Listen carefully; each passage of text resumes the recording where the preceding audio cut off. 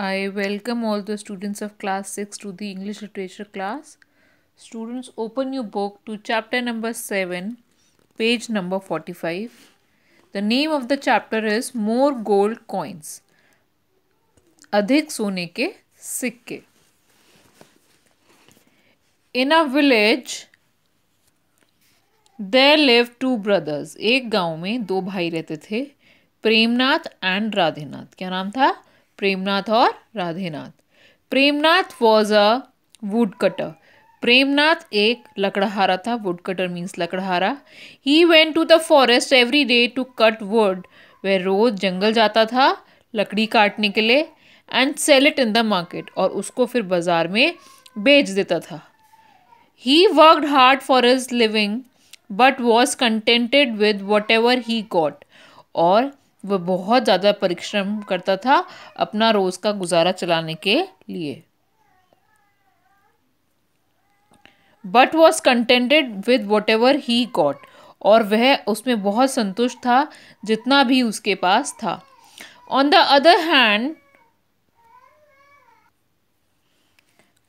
Other hand Radhenath was better off financially. और वहीं दूसरी तरफ राधेनाथ फाइनेंशियली यानी पैसे से बहुत अच्छा था. He ran a shop in the village. वह गांव में एक दुकान चलाता था. He was a cunning and greedy fellow and would normally employ all means to cheat people. और वह बहुत ही चालाक और लालची इंसान था और वह लोगों को बहुत ज़्यादा धोखाधड़ी उनके साथ करता था. Though Radhenath was younger to Premnath yet he commanded influence over his elder brother. और राधेनाथ जो था वह अपने भाई प्रेमनाथ से छोटा था, लेकिन तब भी वह अपने हुक्म अपने बड़े भाई पर चलाता था, अपनी मनमानी करता था. One day when Premnath went to the forest and climbed up a tree he felt as if the tree was shaking. एक दिन जब प्रेमनाथ जंगल गया और पेड़ पर ऊपर चढ़ा तो उसे ऐसा लगा कि जैसे पेड़ हिल रहा है. He was terrified to the extreme. और वह बहुत ज़्यादा डर गया.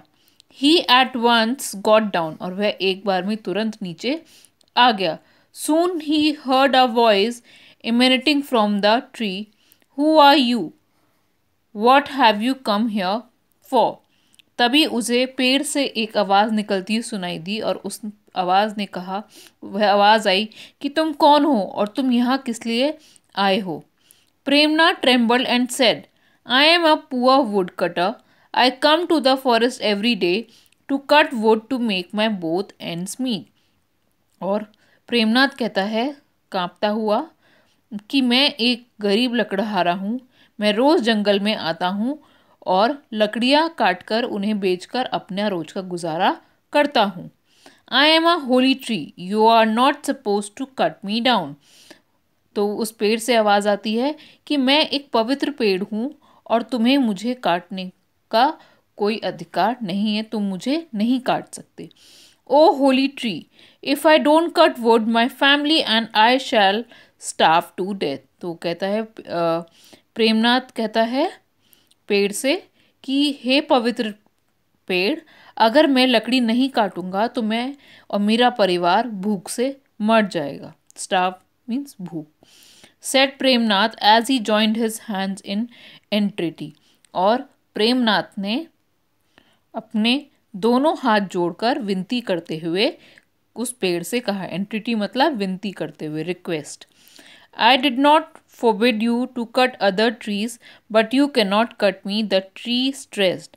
तो वह पेड़ से आवाज़ आई. पेड़ ने कहा कि मैंने तुम्हें बाकी पेड़ काटने से नहीं रोका है, लेकिन तुम मुझे नहीं काट सकते.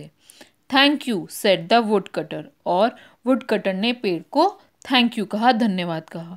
ही cut wood from another tree, sold it in the market and went home. फिर उसने एक दूसरे पेड़ से लकड़ी काटी और उसको मार्केट में बेचने चला गया. फिर उसके बाद वह अपने घर चला गया.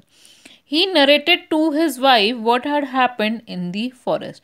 और उसने अपनी वाइफ को यह पूरी कहानी सुनाई, मतलब बताया पूरा कि आज उसके साथ जंगल में क्या हुआ था. His wife said that tree must be the protector of the forest.